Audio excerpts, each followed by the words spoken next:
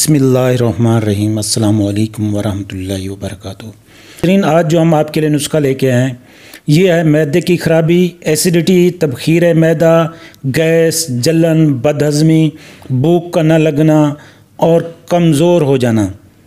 ये जो जिनके अंदर हड्डियों के अंदर कमज़ोरी हो जाती है, जो नामर्दी जिनके अंदर हो जाती है, जिनके अंदर एसिडिटी बहुत ज़्यादा हो जाती है, उसकी वजह से वो हर काम में उनको तकलीफ़ होती है और परेशानी होती है। ये उन लोगों के लिए नुस्खा है जिनके अंदर ताकत की कमी है, कमज़ोर हैं, दुबले पतले हैं, बेकार हैं, उनके लिए।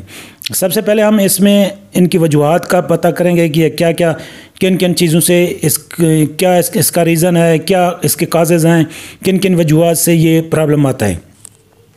सबसे पहले बात कर लेते हैं वजूहात की। तो वजूहात में सबसे अहम चीज़ जो है ये मिर्च मसाले का ज़्यादा इस्तेमाल करना और जो है ना रोगनी चीज़ें ज़्यादा इस्तेमाल करना।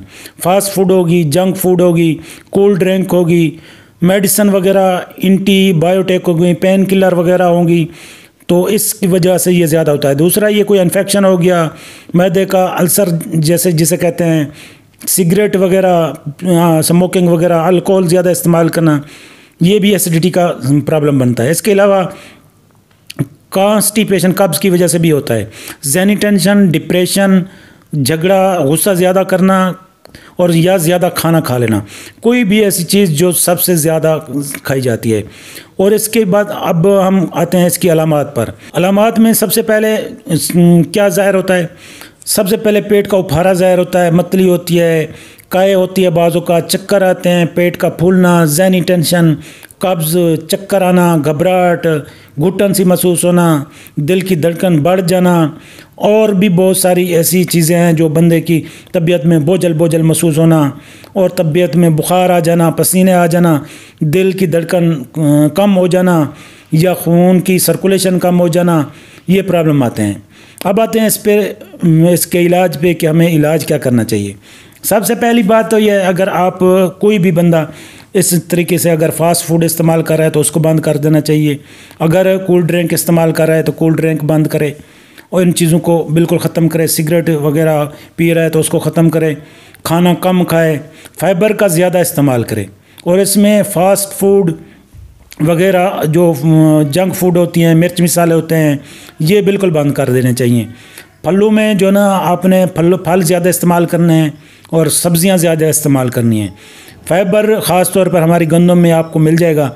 ये गंदम आपने चक्की वाली लेना है, आटा लेना है, दूसरे में फाइबर नहीं होता, वो निकाला होता है, तो ये आपने ख्याल रखना है। इसके अलावा आपने जो ना खीरा आपने अपने सलाद में लाजमी इस्तेमाल करें, सलाद लाजमी इस्तेमाल करें। अदरक की आप चाय भी पी सकते हैं, अदरक का आप कहवा भी बना सकते हैं, अदरक को आप जो है ना अपने सालन में भी इस्तेमाल करवा सकते हैं।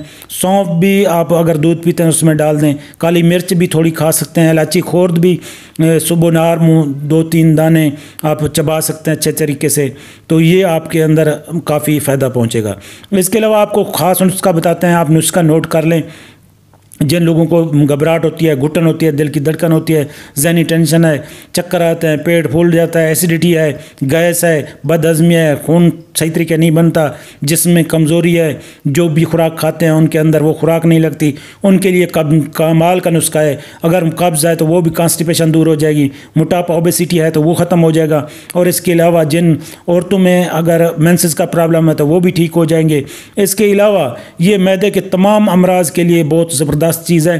और अगर आपको सर्दियों में ये कुछ सर्दी लगती है या कमज़ोरी होती है तो उसके लिए भी बेहतरीन वाला ज़बरदस्त है। सबसे पहला आइटम जो है हमारा सौंफ है।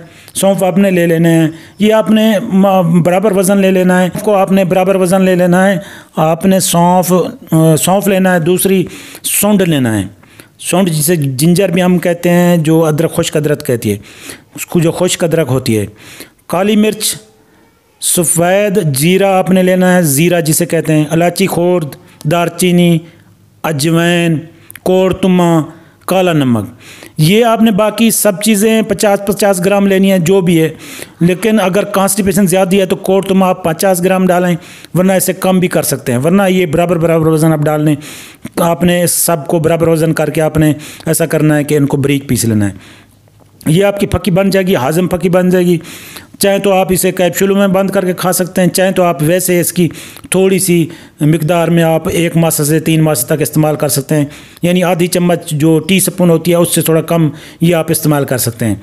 कॉन्स्टिपेशन के लिए, कब्ज़ के लिए, एसिडिटी, मैदे की, स्टमक की कोई भी प्रॉब्लम हो, सबको ये रिलीफ देता है। बहुत अच्छा ज़बरदस्त नुस्खा है। दोस्तों अगर आपको हमारी ये वीडियो पसंद आई है तो हमारे चैनल को सब्सक्राइब करें, वीडियो को लाइक करें और नीचे कमेंट्स करें। हमें नेक्स्ट वीडियो तक इजाज़त दें। अल्लाह हाफ़िज़।